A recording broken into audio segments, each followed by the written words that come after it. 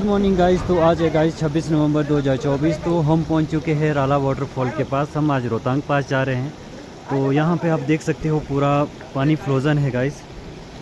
तो ये मैं आपको दिखाता हूँ,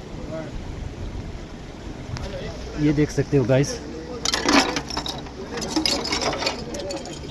ये देख सकते हो गाइस पूरा पानी फ्रोज़न है।